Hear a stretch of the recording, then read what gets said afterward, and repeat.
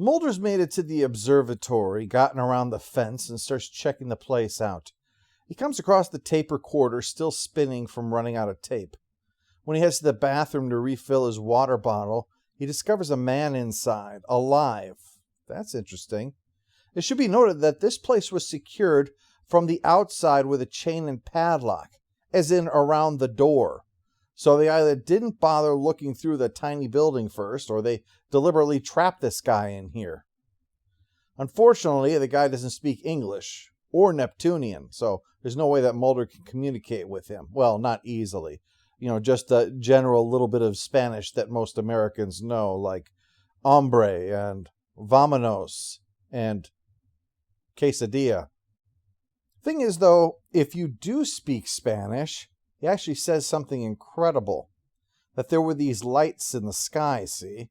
And then men who were not men arrived, and they put him in here. Now, this is interesting because, you see, when we saw Samantha abducted, the knob turned and the door opened, but the shape was too far away to have done it directly, with their hand. So, it suggests that what likely happened here was that the place was probably already locked. I don't really picture aliens walking around with a chain and a padlock. So, the place is already locked, and then they simply just made the lock and chain come open with their, sonic screwdrivers or whatever. Then they put this guy inside, and then they locked it up again. Why? I have no idea. And we don't really find out either. But then again, who can know the ways of aliens? Why would anyone fly across the galaxy just to come here and take a survey of how many people don't mind having a silver dildo put up their butt? Yeah, I know I went to the anal probe joke again. It's low-hanging fruit, but I don't apologize for it. It's not as if I made it up, or the skeptics made it up for that matter. If you don't know, the anal probe goes all the way back to the abduction of Betty and Barney Hill, where he mentioned it, and then Whitley Strieber mentioned it in his book. So, look, it's not as if I made it up just to make fun of them. They came up with the idea and said, yeah, it's totally reasonable that if you want to learn about the human body, the anus is the best place to start. As for Scully, she shows the paper to someone at the U.S. Naval Observatory and says that this looks like the WOW signal, the king of all SETI stuff. A signal in 1977 that was so impressive, the astronomer who saw it wrote WOW in the margin. 45 years on, and there is no generally accepted explanation for what the WOW signal was, but there also hasn't been a repetition of it either. I'm more concerned that 10 years ago, on the 35th anniversary of the WOW signal, we sent a message towards the likely coordinates of origin, and we put in that message 10,000 tweets. Yes, we decided to announce ourselves with Twitter. Pronouns what? Why? Unfortunately, the guy can't tell her where this was detected based solely on the printout, but he does give her a list of the usual suspects. So, Scully goes checking all the airline travel to see if anybody traveled there with a likely alias by Mulder, and sure enough, there's someone traveling to Puerto Rico under the name George Hale. Imaginary elf guy, remember? Meanwhile, the tape has started up again, terrifying the hell out of our friend, and who wouldn't be if aliens padlocked you in a small building? When a horrible tone starts wailing from the machine, the guy runs outside despite the storm. Mulder finds him sitting at the base of the tree, arms frozen as if in terror, but he's dead. Naturally, there's only one explanation for this. Elves. Scully, meanwhile, is being followed at the airport, so she heads to a payphone. Remember those? And leaves Mulder a message on his answering machine, knowing the authorities will be listening. So her message makes them think that Mulder is in Atlanta while she ditches them and heads to Puerto Rico instead, where Mulder is busy recording his notes on the state of the body. Conclusion? Dead. He laments that he's got all this evidence, but interestingly, notes that he doesn't have actual proof, which is his frustration. This all suggests at extreme possibilities, but if someone wants to discredit him, making the mundane look like extreme possibilities, is the perfect bait for Mulder.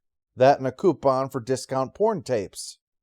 Soon there are flashing lights, the building shaking, and the printout goes nuts. When Mulder hears his own words super slowed down being broadcast back, he panics and not only bolts the door shut, he dumps equipment in front of it to try to stop whoever it is. Except it doesn't. The door just unbolts itself, the cabinet pushes out of the way, and the door swings open. Faced with validation of his life's work, there's only one thing Mulder can do.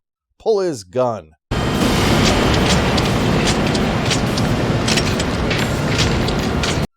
Oh, gee, look, I was tired and I'd been under a lot of pressure, okay?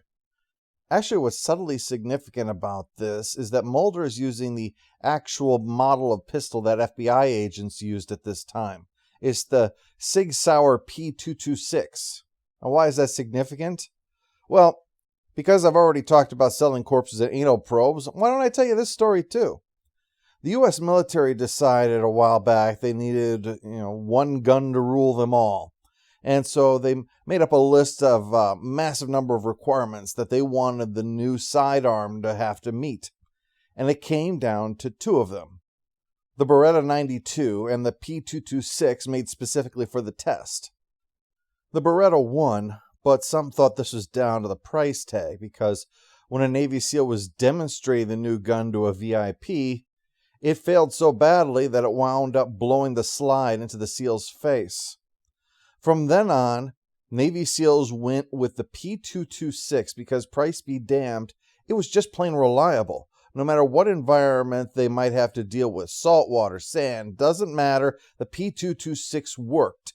In other words, there is nothing that Mulder could have done, even heading into a wet jungle, that would cause his P226 to not fire. This is like Jordan tossing a free throw so badly it goes clear over the glass and into the stands. It just wouldn't happen.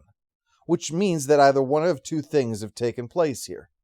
Either Mulder had some massive bad luck and a number of bullets were manufactured so wrong they won't even fizzle, or else something beyond our comprehension has found a way to inhibit basic chemistry. Mulder sees a figure silhouetted in the door again, and he's unconscious when Scully arrives. Now, I hate to even say this, but there is a third reason why the gun might not have fired, and that's because it's possible that Mulder hit his head during all of this and blacked out and either hallucinated or dreamed that this took place. Well, with Scully here, though, he's excited to say that he's finally got proof, except there's the sound of trucks. Deadly Force 1 has arrived, and Scully needs a few attempts to make him realize they're not bringing the dead guy with him. Help me! Mulder, we're never going to be able to get the body out of the country. The country of Puerto Rico? Has anyone seen my passport? I need to go to Oklahoma. He goes digging through the printout, but, and this is in keeping a bit with the he was knocked down and it didn't actually happen, is that he's having trouble finding the part that proves aliens. Well, they're going to have to just grab the magnetic tape and get on out of here. You know who's coming, right? It's the man. Yep, they don't even hide anymore that they work for the man. The two escape in a pickup, but Skinner is livid when Mulder gets back because he blew that investigation that he was supposed to be doing. He screwed up so badly he's facing everything short of being fired for this. But Mulder shoots back that if the case was so important, then why wouldn't anyone let him arrest those guys? He had all the evidence he needed for it, but he was just told to sit there and wait forever. Then there's also the matter of the illegal wiretap on his phone, which Skinner knew nothing about. And hearing that one of his own agents was being bugged is enough to get him to throw out the cigarette-smoking man faster than if this was a Mormon lung cancer ward. As for Mulder, he isn't off surveillance, but he's not going to have Skinner crap all over his personal file either. So, I'd call that a win. Oh, and the tape he retrieved? Degaussed. The beauty of magnetic fields. They cover over a multitude of sins. Little Green Men is somewhat important. We witness the abduction, and we meet Senator Richard Matheson, named after the writer, obviously, who will appear in a few episodes and certainly have a bit of an influence for quite some time. I consider this episode a recommended. It's sometimes a bit slow, but it's more about the atmosphere of the episode than it is about the mythology, and to see how this is all beaten down Mulder. What happens when a man who wants to believe has a crisis of faith?